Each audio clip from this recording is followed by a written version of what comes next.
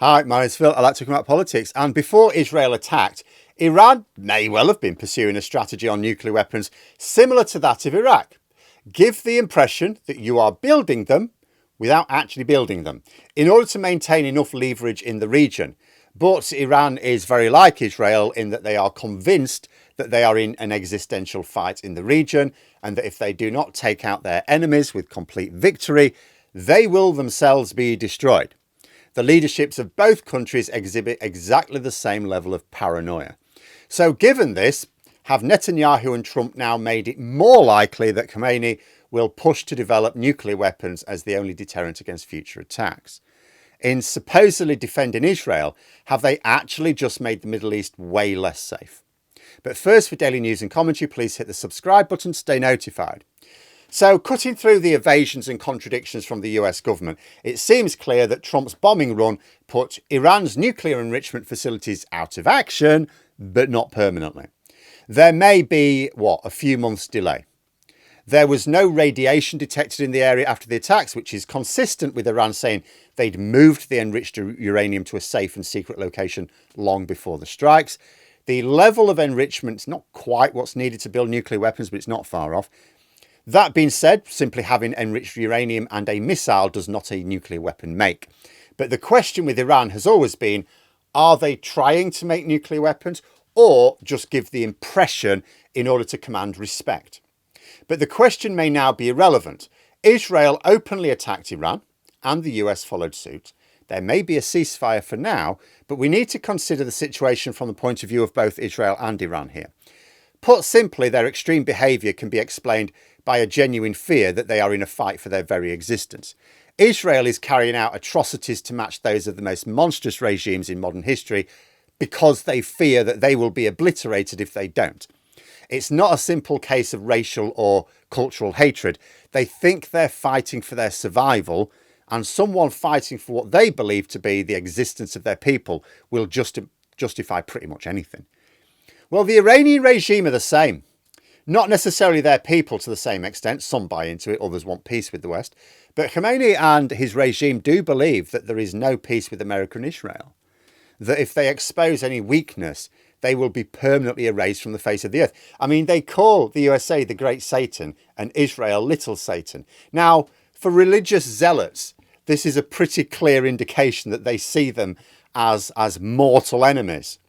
And with that mentality in mind, it doesn't matter that Khamenei is old. He's not thinking about his own personal future, but that of his people. And given that he thinks the USA and Israel will obliterate Iran if they ever get the chance, he has to come up with a way to counter that threat whilst knowing he cannot match them with a conventional military. You know, it would not be easy for Israel and the US to actually bring Iran to its knees with conventional warfare. Iran would dig in and defend. They would calculate that Trump cannot afford a protracted war, which drags on. He promised no more forever wars. Now, some prominent MAGA voices like Joe Rogan, I see, have openly admitted that Trump has lied about his anti-war credentials when he bombed Iran. But many in MAGA are making excuses. They're brushing it off as, oh, it was a one-off and there's a ceasefire, so it was not really a war. But what if another trigger led to all-out war? Trump's expletive-laden rant to Israel and Iran for risking his precious ceasefire at the start of the week, that was a clear sign of a president not in control. They came out and they dropped a load of bombs, the likes of which I've never seen before. The biggest load that we've seen. I'm not happy with Israel. You know, when I say, okay, now you have 12 hours, you don't go out in the first hour and just drop everything you have on them. So I'm not happy with them. I'm not happy with Iran either. We basically have two countries that have been fighting so long and so hard that they don't know what they're doing. Do you understand that?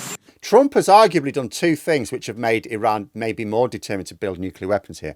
First, he's shown that he is prepared to strike at Iran if Israel sucks him in. Second, he's shown that he desperately wants to avoid a long war. So consider this from Khamenei's point of view. He is convinced that it is impossible to simply make peace and enjoy the sort of relationship which his Arab neighbours have with the USA. Now, the USA will destroy him and his people if he lets his guard down, right? So he needs to counter the threat. He can't do it with conventional defences because they were rendered all but useless immediately this month. Israel was launching air raids almost for fun, and Trump could launch a strike from mainland America thousands of miles away, non-stop, bomb the crap out of a few things, then straight back home. Iran's economy is not great because trade sanctions make it difficult to even come close to realising their economic potential, and yet agreeing to the terms which would allow normalised trade was, as Khomeini sees it, be signing their own death warrant. So what you need is a weapon which is so destructive that even mightier nations will be afraid of you. Israel has a strong defence system, the Iron Dome, but Iranian missiles still got through. Fire enough missiles and some will get through any system. So it's obvious, isn't it, from his point of view? If you are convinced you are in an existential battle with the USA and Israel, but you can't actually defeat either of them, you need enough of a sting in your tail to at least keep them from challenging you. They will be learning from Putin. This is exactly the situation Russia is in. Why on earth are we not just kicking Russia out of Crimea and the whole of Ukraine, in fact? Why did we ever allow them to get that foothold? Why did we allow them to build up on Ukraine's border? Why? Because this fear that despite all the evidence, you cannot rule out that Putin may launch a nuclear strike. It's Russia's potential nuclear capability that makes the West cautious of Russia. It's not the Russian military. The Russian military is shite. It's not Russia's economy. Its economy is shite, right? Russia's a knackered country. It's the fact that it's got nuclear weapons. Iran is seeing that. It's learning lessons. If Iran had nuclear missiles, then they may reason it would work like this.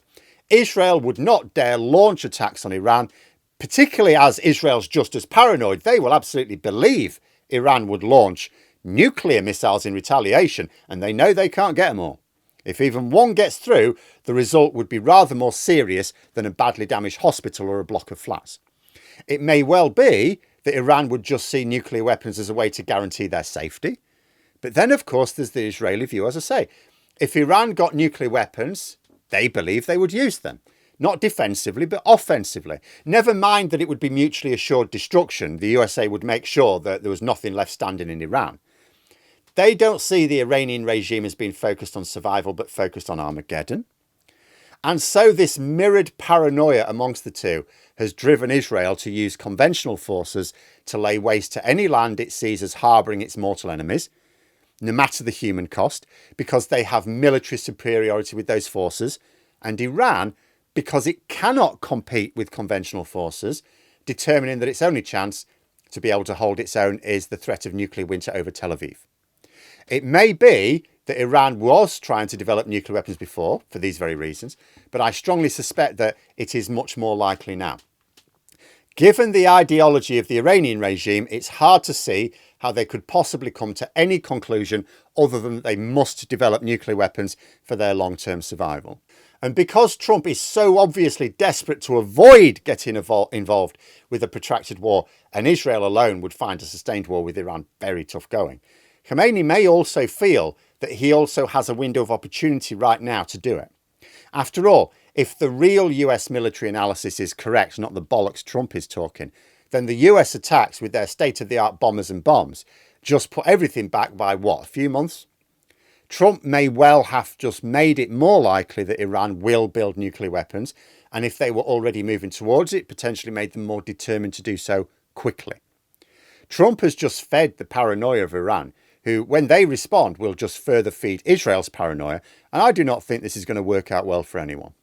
Anyway, let me know what you think in the comments below. For more content, you could subscribe to the channel or even just join for access to streams and behind-the-scenes updates. Thanks for watching. Until next time, I'll see you later.